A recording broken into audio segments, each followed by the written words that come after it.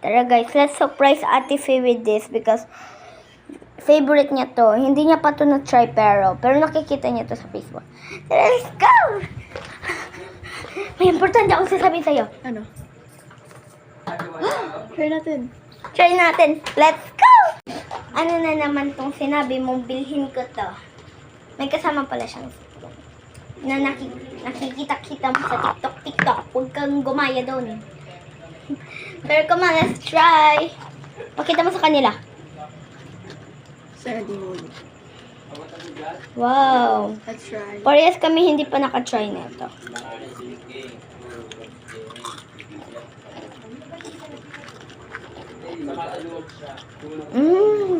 So crunchy. Sorry guys kung maliit lang. May kasama siyang maliit na spoon.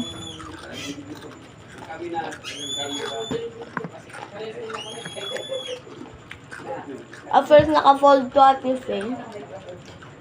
Naka-fold yan. Ayan. Ate Faye. Ganyan din sa Ate kanina guys. Ganyan din sa kanina. So,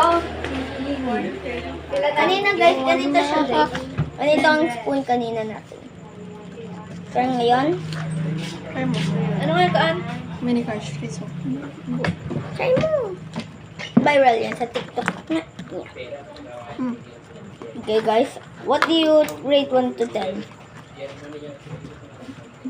9. 9? Maganda ko ng 10 boy. Kasi hindi matcha.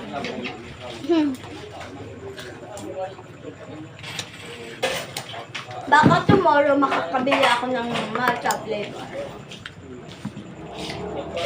Mag-inom tubig na, Kailanis.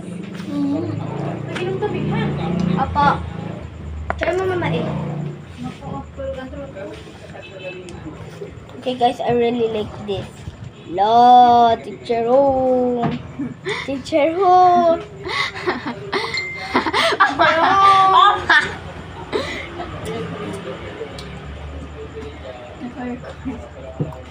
Gan pong. Nag-record daw. Ha? Na-record? I-post ko to. Hi. Okay lang.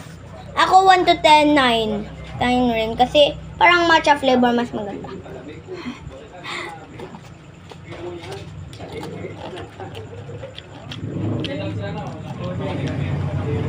Ay, bojo lang ko. Ala,